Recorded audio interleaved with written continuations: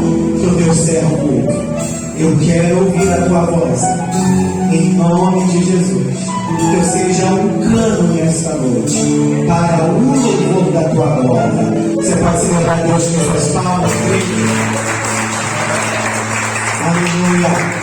Sentado mesmo, quero que você preste atenção, porque a gente vai ungir as pessoas em cima dessa proposta, amém? Abra a temática lá da campanha, lá na Bíblia, Isaías capítulo 43, versículo 19.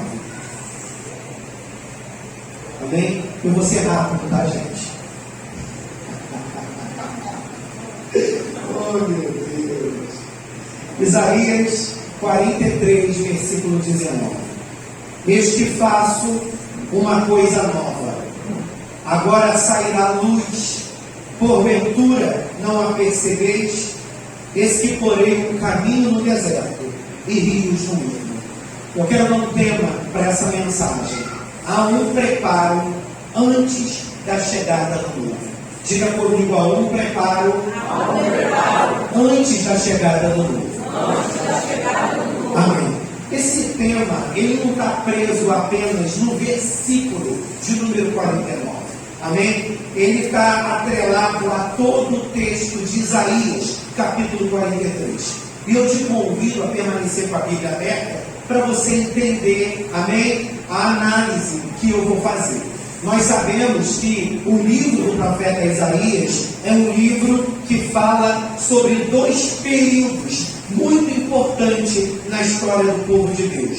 O período em que eles estão no erro, o período em que eles estão no pecado. Puxa, pastor, eu ouço tanto que o povo de Israel estava no erro, que o povo de Israel estava no pecado, que tanto pecado era esse que havia na vida de um povo que Deus havia escolhido.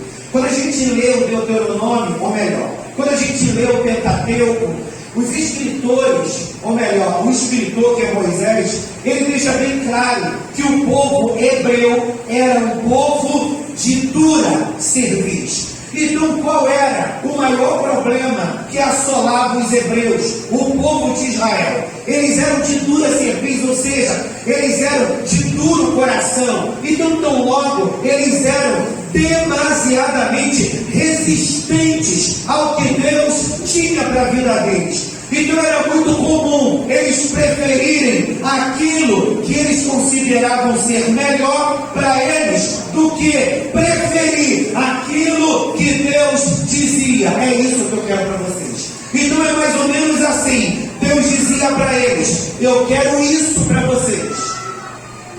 Mas aí eles olhavam para essa direção e eles achavam esse caminho mais curto. Eles achavam esse caminho mais interessante. Aí qual era a escolha que eles faziam? A vontade de Deus ou o caminho que eles achavam mais interessante? Eles escolhiam o caminho que eles achavam mais interessante. E por essa razão, eles foram fazendo aliança com uma série de males. Quais eram as alianças que eles fizeram? Eles fizeram aliança com a idolatria. Sequentemente, eles fizeram aliança com a prostituição. Pastor, o que tem a ver a idolatria com a prostituição? Porque naquela época, uma das coisas que acontecia nos rituais dos cultos pagãos era a prostituição. Então, se Israel decidia adorar a Baalis, adorar a Acera, adorar a Moloque e tantos outros deuses, não era simplesmente se reverenciar a uma estátua, eles se vinculavam a toda aquela prática. Então eles se prostituíam. Pastor, qual era o nível dessa prostituição? Todo nível. Mulher com mulher, homem com homem, homem com mulher. Meu irmão, era uma doideira de sol. É óbvio que não eram todos, porque desde sempre entre os hebreus havia os remanescentes. E quem eram os remanescentes? Aqueles que decidiam não se macular. Então tinha o povo da farofa, da orgia, da bagunça, aquele povo. Não, Deus tem uma obra com o nosso povo e eu não vou sair da visão. Então o livro de Isaías vai falar dessa fase de Israel, que é a fase antes do cativeiro, e vai falar do momento em que eles são abatidos, porque Deus é aquele que ama, mas Deus é aquele que julga. Deus é aquele que faz carinho, mas Deus é aquele que apresenta a vara, e Deus apresenta a vara diante deles. Amém? Amém, igreja? Amém. Pastor, hoje, Deus é amor, só glória, só glória. Não, que tem uma doideira por aí, né? Deus é amor, amor, amor. Citando amor esse. Aleluia! Deus não apresenta a vara, apresenta. Como, pastor? Não me livrando, não me poupando das consequências do meu. Quem pegou a visão de hoje, já peguei a visão. Aleluia. E quando Deus lança aquele povo no cativeiro, o que eles dizem? Eu não mereço. Não é mais ou menos assim? Quando a gente passa por algumas situações, Deus, eu não mereço. Aleluia. Ontem a minha fala não foi essa. A minha fala foi: Senhor, tem misericórdia. Senhor, que o teu favor me alcance. Senhor, me livra desse espírito de enfermidade. Senhor, todo ataque sincronizado no inferno. Eu sei que eu sou um espírito que habito num corpo, e tendo um corpo, eu estou à mercê dos males que assolam esse mundo. Mas eu creio num Deus que é redentor, e se tu quer, tu pode me salvar desse mal. Me livra desse vale da sombra da morte. E o povo começa a dizer para Deus: Deus, eu não mereço. Mas Deus não está nem aí. Eu levantei os inimigos para abaterem vocês e para corrigirem vocês. E durou aproximadamente 70 anos esse processo. Mas o Deus que abre a porta para permitir o processo é o mesmo Deus que abre a porta para prover o livramento. E essa parte do livro de Isaías, que é a partir do capítulo 40, Deus está mostrando para eles o que se daria no período pós-cativeiro. Ou seja, quando chegasse o final daquele processo, eles entrariam num novo tempo, numa nova fase, numa nova estação. Muitos deles não acreditaram, porque eles acharam: Deus nos entregou a nossa própria sorte, e nesse cativeiro nós morreremos. E de verdade, aqueles que apostataram na fé morreram no cativeiro, mas aqueles que se mantiveram crentes, Deus renovou os seus ânimos e eles viram a salvação e o livramento do Senhor. E por que esse tema? Há um preparo antes da chegada do novo.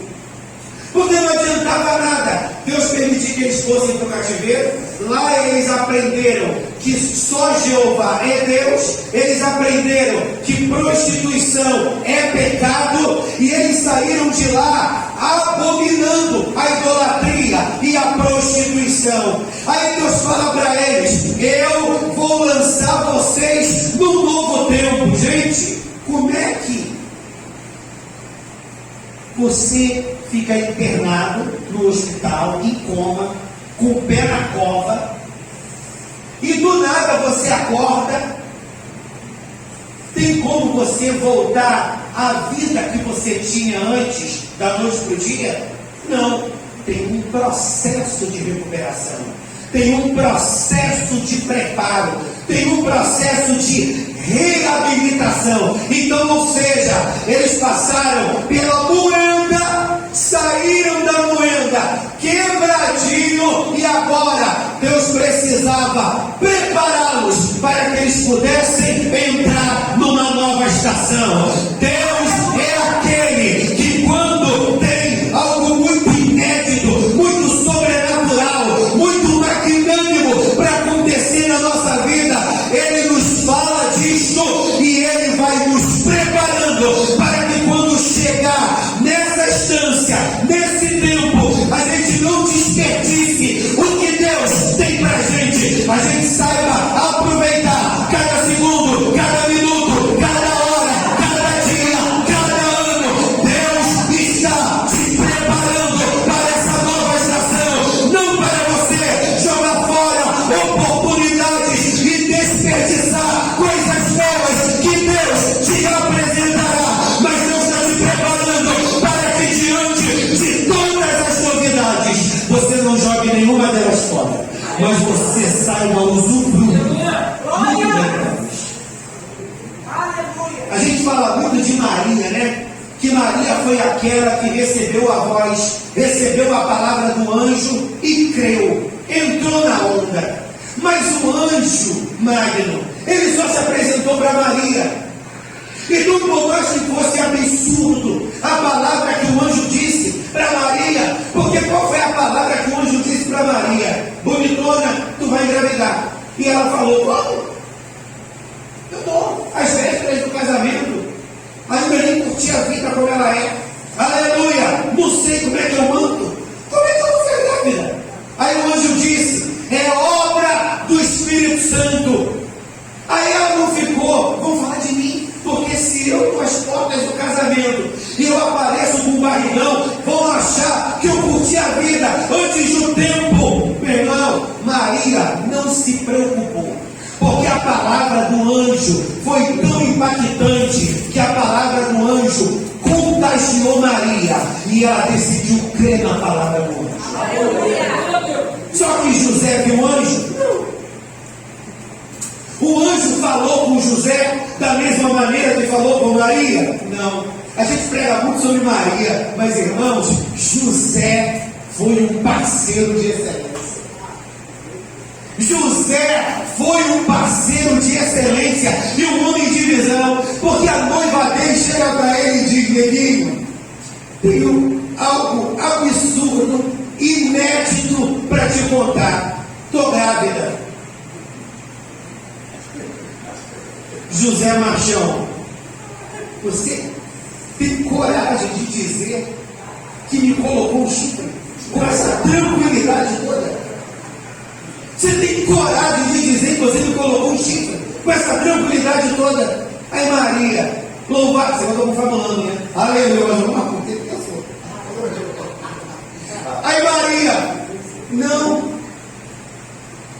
o anjo desceu, falou comigo isso, aquilo e acolá, e eu estou grávida, por obra do Espírito Santo.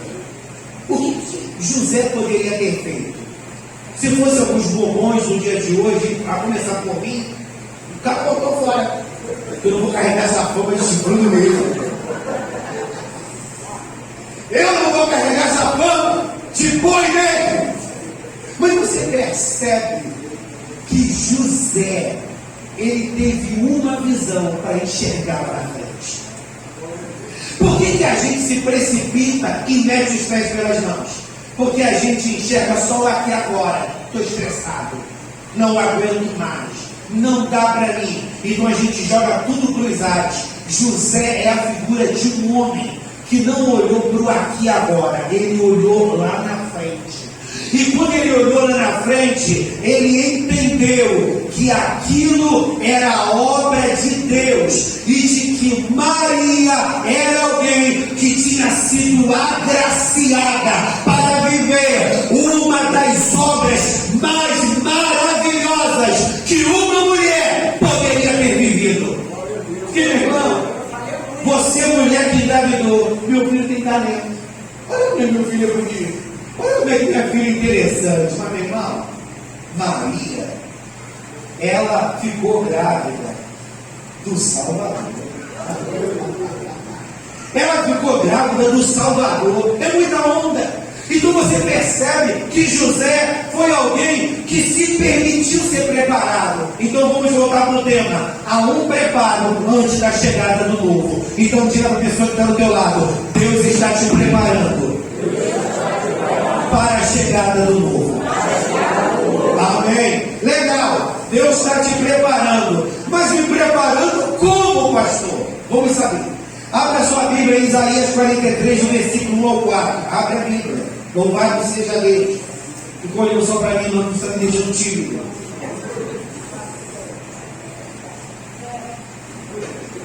Isaías 43, do versículo 1 ao 4. Olha o que está escrito. Mas agora, assim diz o Senhor, que te criou, ó Jacó, e que te formou, ó Israel. Não temas. Olha o que disse. Não temas, porque eu te remi. Chamei-te pelo teu nome, tu és meu. Quando passares pelas águas, estarei contigo. E quando pelos rios, eles não te submergirão. Quando passares pelo fogo, não te queimará, nem a chama arderá em ti. Porque eu, o Senhor teu Deus, o Santo de Israel, o teu Salvador, tenho o Egito por teu resgate, a Etiópia e a Seba em teu lugar, visto que foste precioso aos meus olhos, também foste honrado, e eu te amei. Assim dei aos homens por ti, e os povos pela tua vida. Ou seja, quando Deus começa a preparar Israel para viver, para que eles vivessem o novo. Como assim, pastor? O que seria o novo? Sair do cativeiro, voltar para Jerusalém, restaurar a cidade, restaurar o templo e estabelecer um tempo de prosperidade e de longevidade. Então, ou seja, esses 4 versículos mostram que há um preparo antes da chegada do novo. E qual é o preparo? Deus resgata a nossa confiança. O que Deus fez eles lembrarem de Jacó? Quem era Jacó? Um patriarca. Ou seja, aquele que teve 12 filhos, de onde se originou as 12 tribos. Então o que Deus fez? No cativeiro, eles ficaram com a confiança fragilizada. Eles ficaram com a sensação de que Deus nos abandonou, nos entregou à própria sorte e a gente não sai daqui nunca mais. Aí Deus diz: eu vou tirar vocês daqui. Só que eles estavam, meu irmão, quebradinhos, que nem arroz de terceira. Quando você está quebradinho, se tem uma coisa que te falta é segurança, se tem uma coisa que te falta é ousadia. Então, para que eles entrassem no novo, Deus precisaria prepará-los. E o primeiro preparo é restaurar a confiança, ou seja, gerar neles fé, gerar neles confiança, gerar neles a certeza de que tudo iria passar. E você vê isso na igreja. Pessoas que entram em campanhas e saem de campanhas e as suas confianças não são resgatadas, família. Quer ver? Meu irmão, você crê que Deus vai te dar vitória e uma honra vai vir para a sua vida? Você vê que ele não crê nada. Você vê que ele não crê nada. A gente pensa que o povo incrédulo está só lá fora. Tem muita gente incrédula lá fora, William. Mas o que tem de gente incrédula dentro da igreja, meu irmão? Aí o que tem de gente incrédula dentro da igreja? Como assim, pastor? Aleluia! Meu irmão, tem gente que é pior do que a Tomé. Ele tem que ver para crer. Não, mas ele não tem só que ver, tem que acontecer com ele. Porque se não acontecer com ele, vitória, ele não crê. Assim como Deus decidiu resgatar a confiança de Israel. Olha, lembra do patriarca? Lembra aquilo que eu prometi ao patriarca? Gente, eu criei vocês a partir dele, a partir de Abraão. Gente, lembra da promessa? Não temas, não temas. Ou seja, eu vou tirar vocês dessa e o novo vai chegar. Meu irmão, sabe por que eu prego com entusiasmo? Sabe por que eu vivo a minha vida de maneira entusiasmada? Não é porque, meu irmão, eu colho milagres todo dia, não. Eu não tenho esse entusiasmo todo e essa fé toda, aleluia, que todo dia eu tenho um grande milagre para contar, não, meu irmão. Às vezes eu tenho mais luta do que milagre para contar. Louvado seja o nome do Senhor. Mas, pastor, de onde vem esse entusiasmo todo? Da minha fé. Aleluia. Da minha fé. Louvado seja Deus. E como diz a palavra, a fé move montanhas, porque a Bíblia diz, Cláudio, que aquele que se aproxima de Deus tem que crer. Porque se eu estou caminhando na igreja, caminhando na vida cristã, e eu não creio, sabe quem eu sou? Um religioso. Mas Deus não te chamou para ser religioso, Deus te chamou para ser crente. Então hoje, recebe uma injeção de confiança, meu irmão, e se levante espiritualmente para caminhar, não pautado no pessimismo, mas para caminhar na fé. Amém? Os irmãos sabem que eu recebi uma grande vitória. Quem sabe diga graças a Deus. Aleluia! E eu creio que eu recebi essa vitória não foi por obra do acaso, foi por causa da minha fé. Querevácia. Aleluia!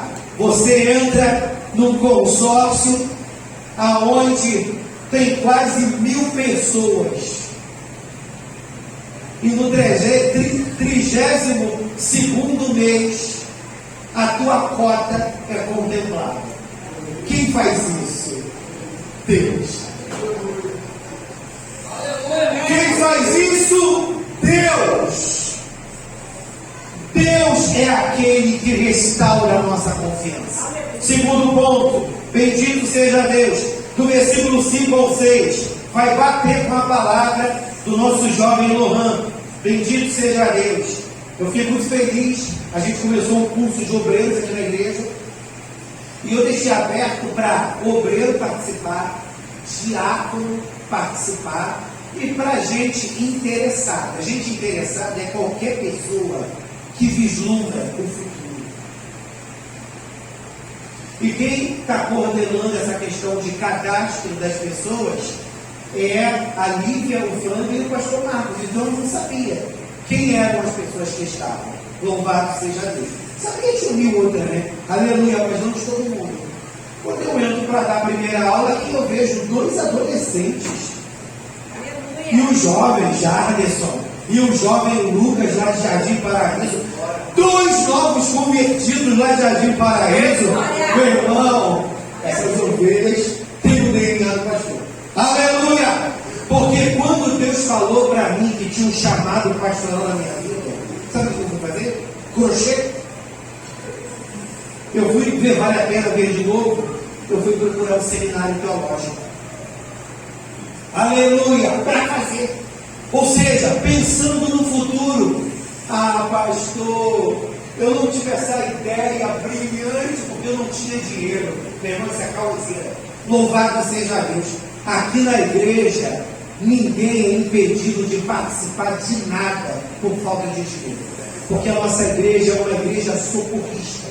Se a igreja tiver que cobrir e financiar alguém de visão, a igreja vai financiar. Agora, não tem como a igreja se dispor a financiar bola murcha.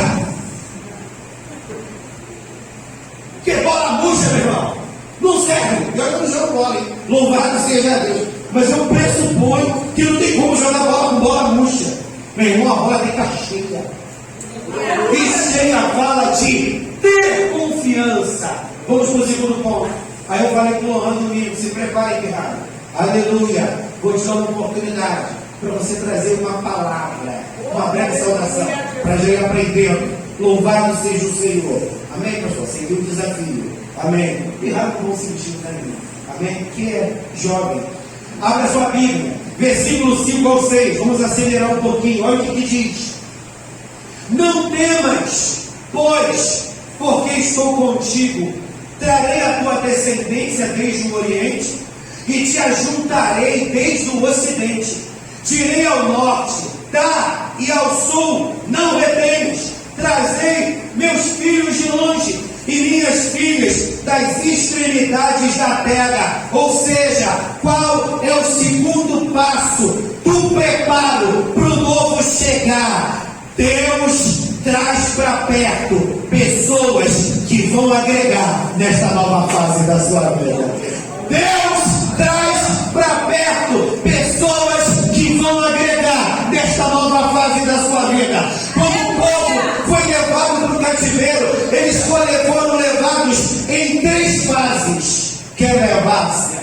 Em 3 fases. Primeiro, os mais ricos, depois, se eu não estiver equivocado, os nobres, depois os ralé, ou seja, o povo comum. Amém? Não lembro se foi essa ordem, mas o processo deles serem levados para o cativeiro se deu em 3 períodos. Então foi mais ou menos assim, Robson. O povo que mora em Senador Camará, eles foram levados cativos, mas eles não ficaram todos juntos, Mário. O povo que foi levado cativo de São João de Meriti, eles não ficaram todos juntos. O povo que foi levado cativo lá de Jardim Paraíso, eles não ficaram todos juntos. E a gente se sente seguro dentro do nosso núcleo. A gente se sente seguro no meio das pessoas que a gente se vê familiarizado. Quem está comigo diz amém. Amém. Amém. Bota uma fila ali no banco só de gente que tem amizade. Meu irmão vai ser uma farofa. Bendito seja o nome do Senhor. Eu achei até interessante uma postagem que teve numa rede social. Uma postagem, ou seja, sarcástica, né? Mas que não fere a palavra. Porque o livro de Apocalipse diz sobre um tempo que haverá um silêncio no céu. A gente não sabe se esse silêncio é literal, vai acontecer, ou se isso é figurado, tem algum sentido. Aí, sabe como é que crente é criativo, né? Ser humano é criativo. Aí a postagem dizia assim: se nesse momento teve silêncio no céu, é porque nesse momento não tinha mulher lá. Nesse momento não tinha mulher lá. Aleluia! E isso, meu irmão, é engraçado, mas é verdade. Eu lembro que quando eu fiz a minha primeira faculdade, tinha algumas disciplinas que a gente fazia com o pessoal que faz pedagogia. E quando a gente ia para o auditório, onde tinha o pessoal que fazia pedagogia, e o pessoal que faz pedagogia, 80% é mulheres. Meu Deus, a nossa sala era um silêncio. Quando a gente entrava naquele auditório com aquela mulherada, meu irmão, era uma farofa. Louvado seja o nome do Senhor. Mas eu não estou aqui para agredir as mulheres, amém? Eu quero fazer você entender que a gente se sente mais seguro diante das pessoas que a gente está familiarizado.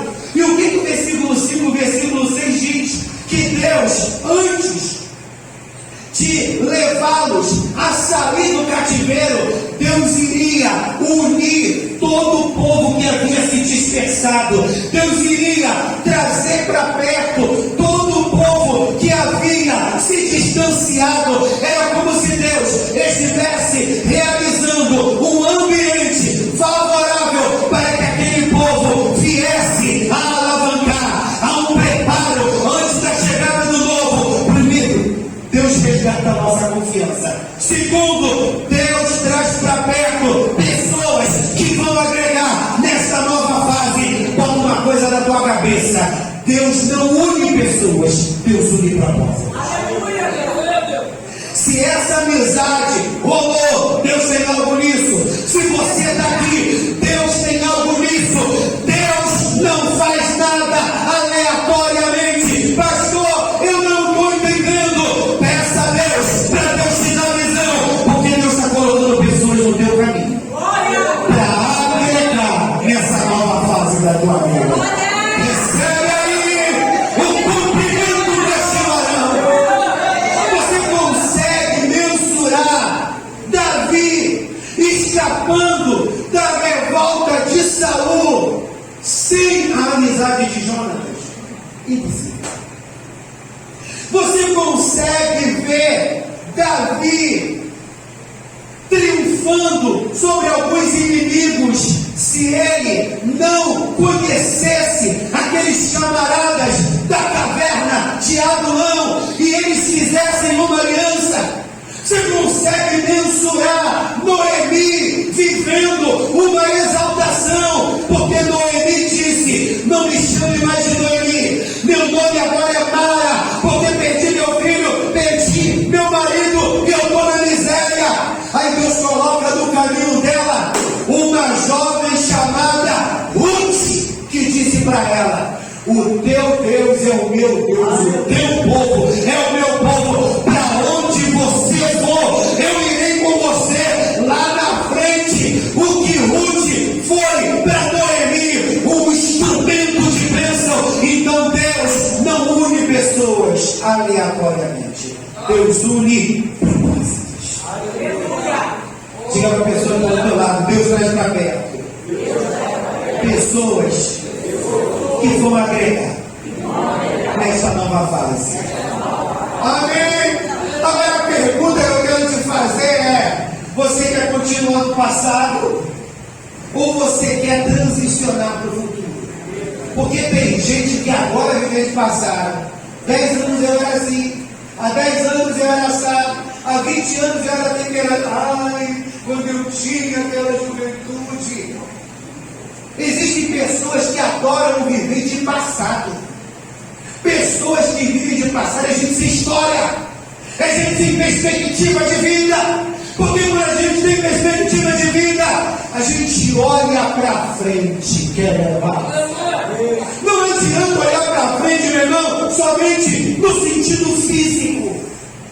Porque se a gente caminha olhando para frente, a gente vai embora. Mas a gente precisa olhar para frente, vislumbrando uma trajetória de fé. A visão do crente é assim, é para cima. Não é assim não, para baixo. Meu irmão, Deus não te chamou para ser pardal. Entendeu que é sem graça pardal? Aleluia! E ele faz as casinhas deles nas brechas do telhado. Deus não te chamou para ser pardal. Pardal voa abaixo. Deus te chamou para ser águia. Águia voa acima da tempestade. Então águia é a figura daquele que vislumbra o futuro. Mas pastor, do que adianta vislumbrar o futuro e de repente não alcançar o futuro? Meu irmão, você pode não alcançar tudo o que você deseja, mas você vai alcançar muito mais do que quem fica parado. Pegou a visão, meu irmão? Você pode não alcançar tudo o que você deseja, mas você vai alcançar muito mais do que aquele que está parado. Quem pegou a visão, diga: eu já peguei a visão. Vamos fechar. Aleluia, vamos para o terceiro ponto. Versículo 12, é só um bate-papo. Amém? Versículo 12 ao 16, rapidinho, eu vou ler. Terceiro ponto, lembra do tema, né? Há um preparo antes da chegada do noivo.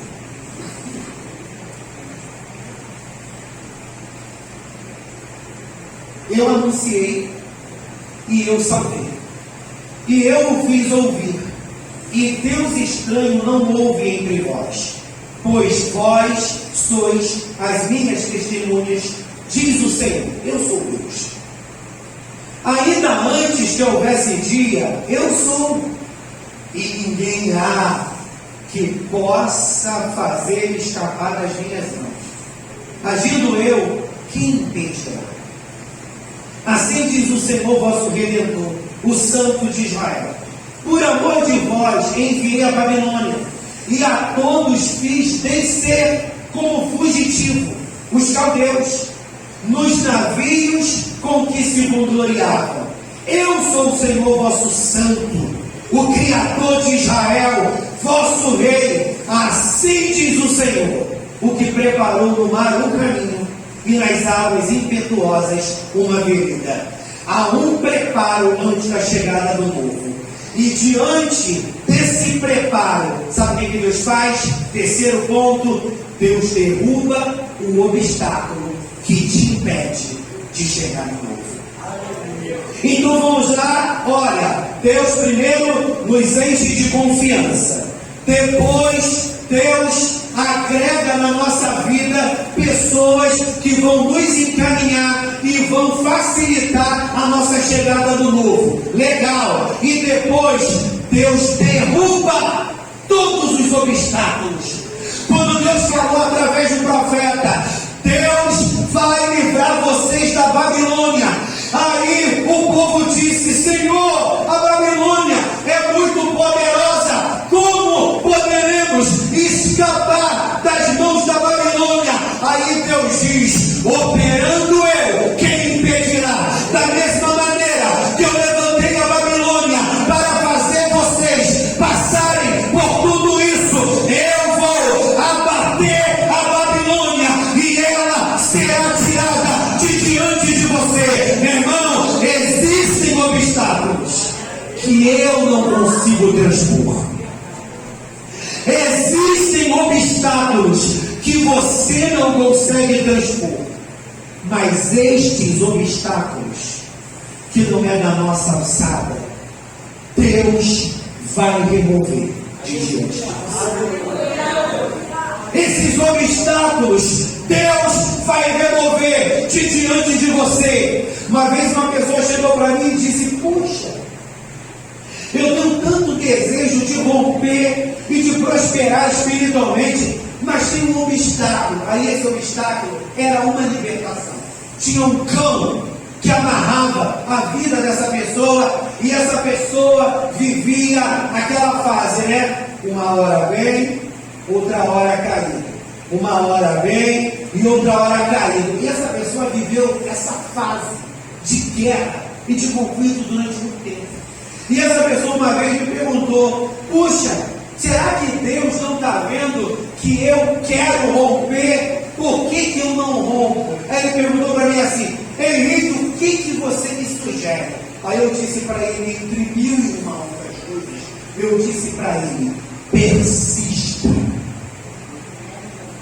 E Deus vai remover esse obstáculo de diante de você. Tem obstáculos que são muito maiores que a gente. E o diabo começa a colocar na nossa cabeça: viu? Mais uma vez você não conseguiu. Viu? Mais uma vez você não conseguiu. Ou seja, o diabo está querendo cauterizar a sua mente para fazer você se render. Se render é aceitar não entrar no futuro. Mas Deus está à procura de homens que lutarão e não entregarão os pontos.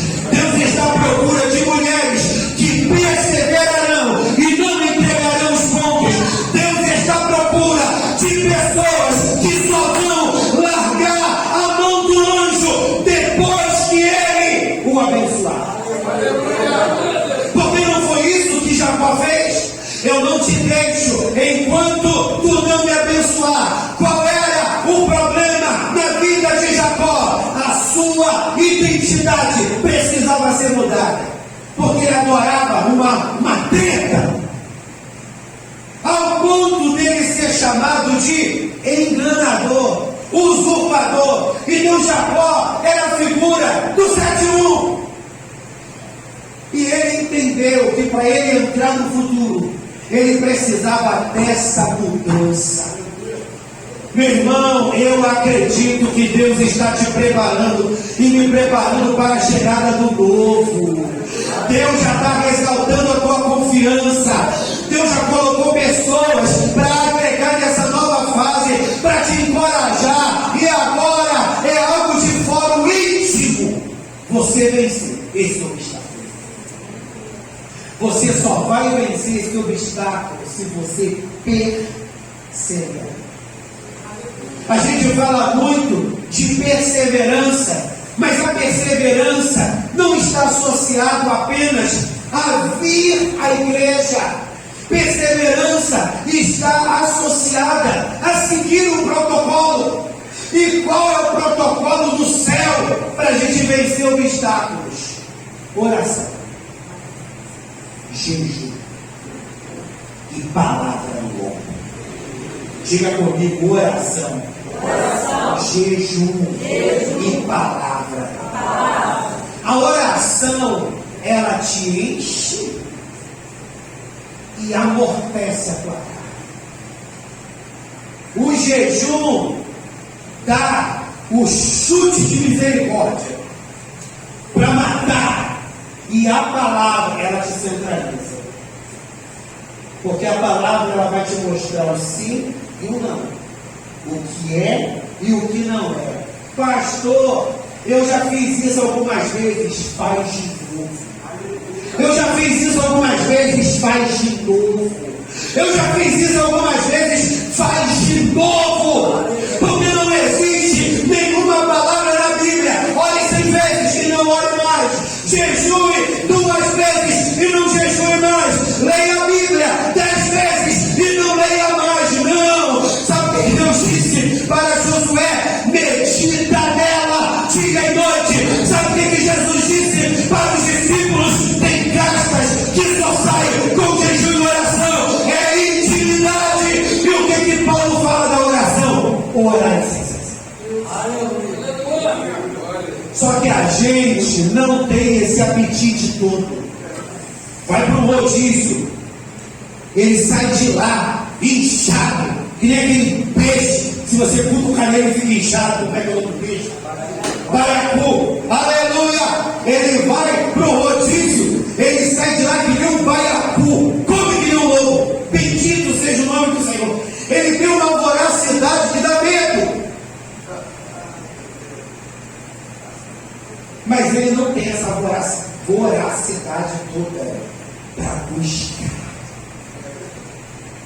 Às vezes a gente tem essa voracidade para dormir, porque tem gente que adora dormir. Meu irmão, eu gosto muito de dormir, mas eu gosto muito de ir à luta. Eu gosto muito de dormir, irmão.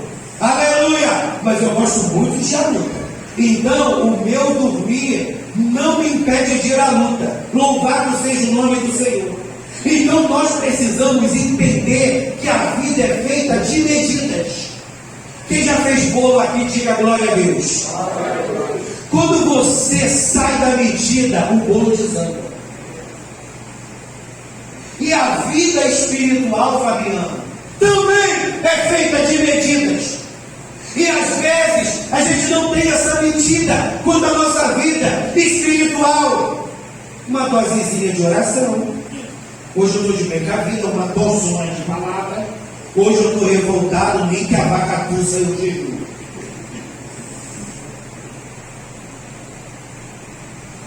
O que você está fazendo com essas medidas? Você não está chegando a lugar nenhum, irmão. Você vai fazer uma comida ruim. O resultado é intragável. E no reino do Espírito é assim também, irmão. Eu não estou dizendo para você que eu sou logo do jejum, não, irmão. Eu não sou instrutor para jejum, não. Aleluia! Mas eu jejum. Mas, irmãos, eu não deixo de orar. Orar e ler a Bíblia é o que eu mais faço. Mas eu jejum. Vou colocar um propósito, vou jejuar uma vez por semana. Eu sigo o propósito. Vou fazer um propósito em 15 dias. Meu irmão, é compromisso com você mesmo. Amém? Então diga comigo: Deus derruba o obstáculo que impede a minha chegada no novo. E o último ponto, versículo 19. Lembra o tema? O tema é: há um preparo antes da chegada do novo. Primeiro degrau, Deus resgata a nossa confiança. Segundo degrau, Deus traz para perto pessoas que vão agregar nesta nova fase. Terceiro degrau, Deus derruba obstáculos que impedem a chegada do novo. E o último degrau, versículo 19. Aleluia. Olha o que diz o versículo 19. E aqui a gente mata. Vamos pegar esse teclado. Ligado. Versículo 19. Olha o que diz: eis que faço uma coisa nova. Agora sairá a luz. Porventura não a percebeis? Eis que porém o caminho no deserto e rios no ermo. Ou seja, qual é o quarto degrau? Quando o novo chega, ele torna possível o impossível. Quando o novo chega, Deus torna possível o impossível. Pastor, aonde está isso? A pastora Rosane pregou lá em Jardim Paraíso uma quarta-feira dessas. O Magno pregou uma quinta-feira dessas lá na Emanuel. E a Rosane, ela fez uma brilhante aplicação. Louvado seja Deus nesse versículo 19. Porque o versículo 19 diz: porém um caminho no deserto e rios no ermo. Isso é algo possível? Não. Isso não é algo possível. Deserto, Natan, não é lugar de caminho. Ermo, lugares ermos, não são lugares propícios para o rio nascer, Rafael. Então, quando o novo chega, Cláudio, Deus torna possível o impossível. Aleluia! Porque a gente tem muito disso. Não vai dar, não vai acontecer, não tem lógicas prováveis para isso. Meu irmão, o Deus que colocou uma criança dentro da barriga de uma mulher que nunca tinha tido relações sexuais com um homem, há alguma coisa impossível para ele? Como o Senhor disse para Abraão, haveria alguma coisa demasiadamente impossível. Quando o novo chega, Deus nos prova que Ele torna o impossível possível. Você coloca de o deserto é um lugar improvável. Porque deserto é lugar de extremos. É muito mais comum alguém morrer no deserto do que sobreviver no deserto. Quem está comigo diga graças a Deus. É muito mais provável alguém morrer no deserto do que sobreviver no deserto. Isso é tão real que quando o povo de Israel estava no deserto, o que Deus fez? Deus derramou um poder sobre as vestes do povo. Isso aqui é só para crente, irmão. Porque quem não é crente não acredita nisso. Isso aqui é só para crente. Deserto não é lugar de vida, deserto é lugar de morte. E o povo passou pelo deserto aproximadamente 40 anos. Deus derramou um poder sobre a vida do povo. E a roupa deles não acabou. O sapato deles não desgastou. Deus derramou um poder na roupa. Mas o que Deus fez, pastor? Deserto é um lugar tão improvável que Deus providenciou nuvem para eles não morrerem por causa do calor. De noite, Deus providenciou uma coluna de fogo para eles não morrerem de frio. Deus providenciou milagres através da vida de Moisés para que águas amargas no deserto se tornassem águas potáveis. Então, ou seja, o deserto era um lugar tão provável para a morte se manifestar, que Deus providenciou, Selma, um ambiente favorável dentro do deserto para o povo não morrer no deserto. Oh, meu irmão. Esse Deus é só Deus. Olha o que o versículo diz. Eu vou encaminhar vocês para o novo. E a primeira coisa que eu vou fazer é abrir um caminho no deserto.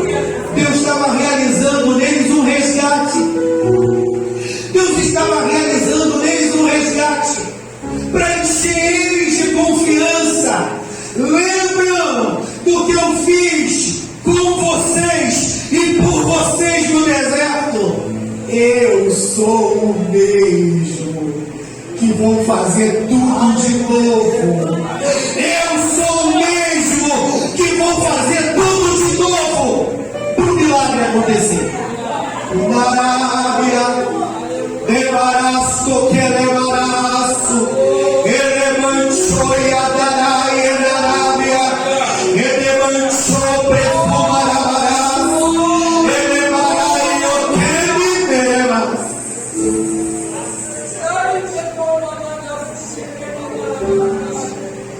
Deus está abrindo um caminho no deserto, igreja. Deus torna o impossível possível. Eu vou colocar rios em lugares ermos. Pastor, do que Deus estava falando? Nesse momento, Ele não estava falando da saída deles do cativeiro. Deus estava falando, Daniel, da chegada deles em Jerusalém. Miqueias diz que Jerusalém virou uma terra cheia de mato. Miqueias compara Jerusalém como um terreno abandonado, cheio de lixo. Você consegue imaginar um lugar abandonado, cheio de lixo, se levantar uma cidade forte e poderosa ali? Impossível, meu irmão. A não ser que você tenha muito dinheiro, que nem ali na rua da feira, um pouco antes da Boiobim, tinha um terreno ali baldio, cheio de lixo, que de vez em quando o povo jogava pneus velhos e tacava fogo. Você passa ali agora, tem uma agência de carros. Naquele terreno abandonado tem uma agência de carros. Mas quem fez aquela obra, meu irmão, tem bala na agulha. O povo de Israel ficou muitos anos no cativeiro. Se tem uma coisa que eles não tinham na terra, era bala na agulha, que é relevância. Eles teriam que começar do zero. Eles teriam que começar do zero. Aí Deus diz para eles: eu vou fazer rio aparecer em lugares ermos. Sabe o que Deus está dizendo? Vocês estão voltando para Jerusalém com uma mão na frente e outra atrás. Mas eu sou Deus da prosperidade. Eu vou fazer a prosperidade brotar. Eu vou fazer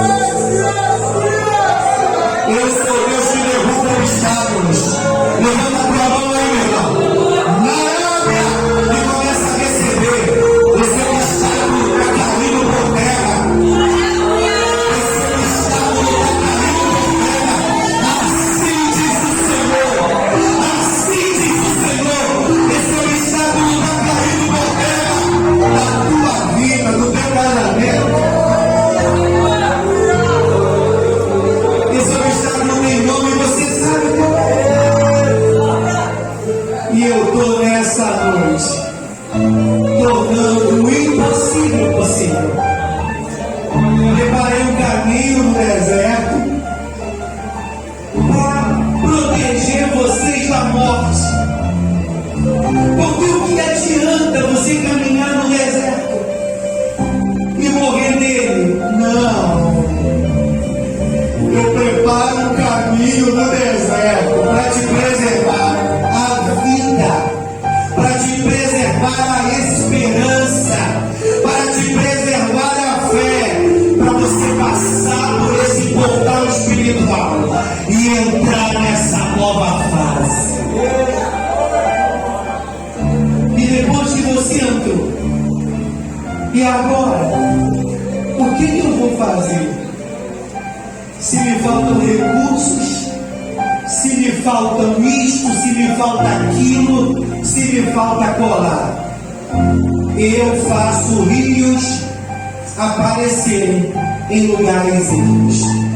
Lugares ermos são lugares inapropriados para surgir a nascente de um rio. Mas quem disse?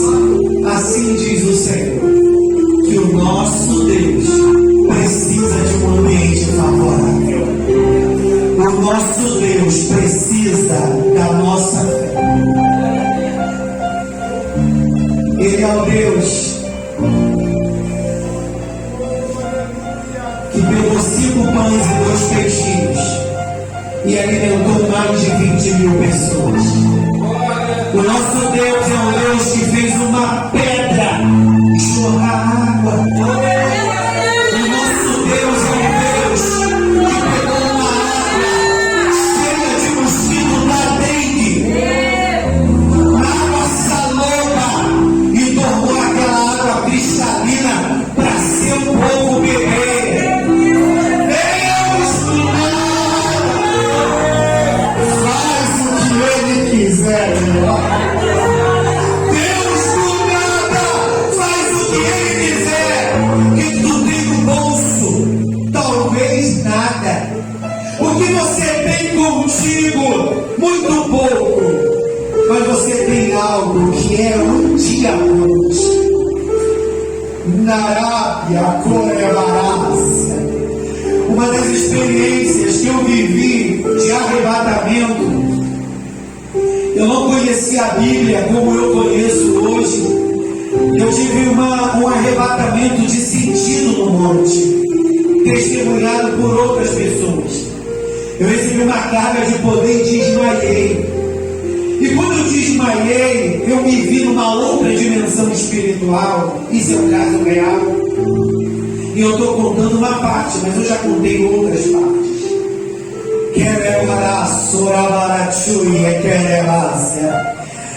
Eu estava numa dimensão espiritual e um anjo se apresentou a mim. E aquele anjo entregou na minha mão uma pedra branca. E eu lembro disso como se fosse hoje. E aquele anjo disse para mim: essa pedra branca é o teu ministério. Era uma pedra branca pequenininha. E o Senhor falou para mim, através daquele anjo: à medida que você for estreitando tua comunhão comigo, essa pedra branca vai crescer e vai expandir. Meu irmão, eu não sabia que isso tinha na Bíblia. O livro de Apocalipse fala de uma pedra branca. Eu quero dizer para você, através dessa minha experiência com Deus, o novo é a figura de uma pedra branca que Deus está colocando na tua mão.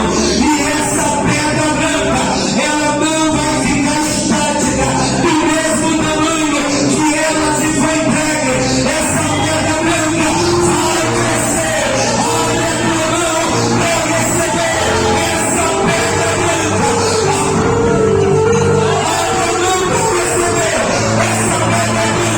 E essa pedra branca se chama ministério, se chama propósitos de Deus para a tua vida.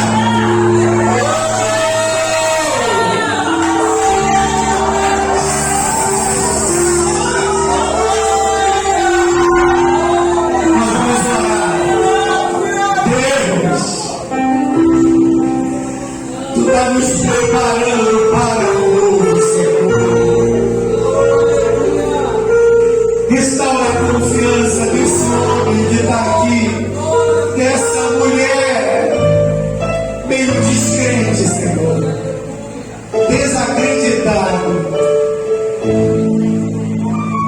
Restaura a confiança hoje, Senhor. Acessa essa área da vida dele. Porque foram tantas decepções, Senhor, que ele se fechou. E hoje, ele não tem mais perspectivas em várias áreas da sua vida. Restaura a confiança, Senhor. Senhor, essas pessoas que tu está trazendo, não deixa ele jogar fora. Não deixa ela jogar fora. Eu sei que existem amizades, Pai, que são verdadeiras ciladas, que nos encaminham para o erro. Mas existem amizades que são verdadeiras alianças. São as pessoas certas que tu coloca na nossa vida, para a gente caminhar junto e para nos encaminhar para essa nova fase. Se ainda não chegou na vida dele, se não chegou na vida dela, meu Deus, coloque as pessoas certas no caminho para ajudar ele a entrar nessa nova fase. Senhor, olha para esse obstáculo que nesse momento ele te apresenta. Talvez seja um mau hábito, um desvio de comportamento, um pecado no lombo.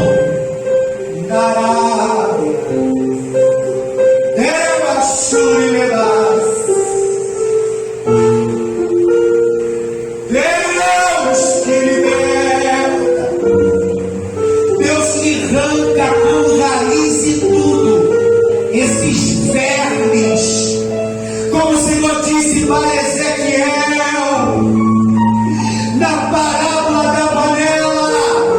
Tem imundície dentro dessa panela. Essa panela precisa ser limpa. Deus remove as imundícies de dentro dessa panela, que é o coração, que é a vida pessoal desse indivíduo. E hoje, Senhor, nesse novo tempo, torna o impossível possível na vida dela. Prepara o caminho e faz com que o rio apareça. Faz brotar todos os recursos, faz aparecer todos os meios, faz surgir todas as possibilidades e remove as impossibilidades, porque o diabo é o Deus do impedimento. Tu é o Deus que abre caminhos. Em nome de Jesus eu quero abençoar essa igreja com esta palavra. E eu quero encaminhá-los espiritualmente para essa nova fase, para essa nova dimensão, em nome de Jesus. Diga comigo, eu tomei posse da restauração da confiança, da certeza de que o Senhor está colocando e vai colocar pessoas certas na minha vida, que vão me ajudar a entrar nesse novo tempo. Eu tomo posse dessa convicção que aquilo que me vence, eu vou vencer. E eu tomo posse dessa certeza de que o que é impossível na minha vida, Deus está tornando possível a partir deste tempo. Em nome de Jesus. Você vai celebrar com as suas mãos, igreja.